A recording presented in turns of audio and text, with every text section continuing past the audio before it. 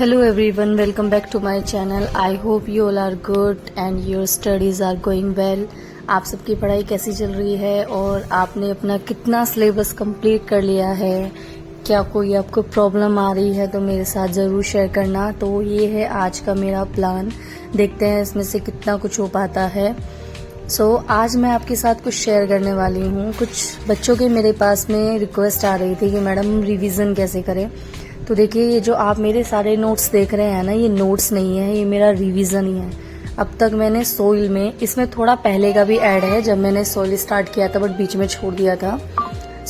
मैंने अपनी पढ़ाई जब स्टार्ट की थी वहाँ से लेकर के कैसे मैं एक टॉपिक को ऑनलाइन लिया था, मैंने ये लेक्चर PWD से, यशवंत सर से, तो उन्होंने समझाया था। उसके बाद कैसे मैं रिपीट में अपने, जैसे सॉइल में क्या होता है ना, बहुत सारे फॉर्मूले हैं, तो उनके फॉर्मूलों की मैंने प्रैक्टिस करी है और यहाँ पे मैंने इम्पॉर्टेंट वैल्यूज ही याद कर करके लिखी है।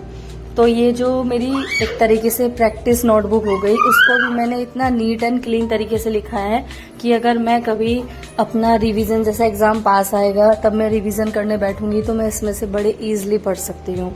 और आप लोग भी अपने इस तरह से शॉर्ट नोट्स, और जब आप किसी टॉपिक को पढ़ते हैं, बार बार लिखते हैं, तो वो जल्दी से आपको याद होता है। तो आप ये वाला तरीका अपना सकते हैं। मुझे इस सब्जेक्ट को करने के लिए कम से कम 7 दिन लग गए हैं, क्योंकि बहुत बड़ा सब्जेक्ट है, लेंथी सब्जेक्ट है और इसमें इतने सारे फॉर्मूले हैं, इतनी सारी इंपॉर्टेंट वैल्यूज़ हैं। और आपने देखा होगा कि मैंने हर एक वैल्यू को बहुत अच्छे से लिखा है, समझा है, पढ़ा है, क्योंकि ये सब PYQs हैं, यहाँ सबसे PYQs आते हैं। और आपने तो देखा होगा काफ़ी वेटेज रखता है सॉइल मैकेनिक्स, तो उसमें मुझे इतना टाइम लग गया है। ऑलमोस्ट मेरा सॉइल मैकेनिक्स कंप्लीट हो गया है और मुझे इसके लास्ट जो चैप्टर हैं मेरे, उनके PYQs लगाने हैं IAS मास्टर में एंड मेड इजी में।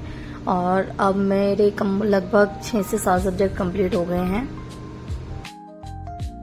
ये Agrawal exam card reasoning plus static GK की कॉम्बो बुक है, जो SSC, banking, railway, defence, state, PCS and सभी कॉम्पिटिटिव एग्जाम्स के लिए स्पेशली डिज़ाइन किया गया है। रीजनिंग बुक में जो इसके कंप्लीट कॉन्सेप्ट हैं and latest PYQ, shortcuts, technique और सभी इम्पॉर्टेंट क्वेश्चंस दिए गए हैं। स्टैटिक GK बुक में भी 100+ चैप्टर्स, 2000+ PYQs एंड अप्रैल 2026 तक के सभी अपडेट्स फैक्ट्स दिए गए हैं। आपको अगर ये बुक चाहिए तो मेरे डिस्क्रिप्शन में लिंक है और आप इसको ऑनलाइन भी परचेज कर सकते हैं।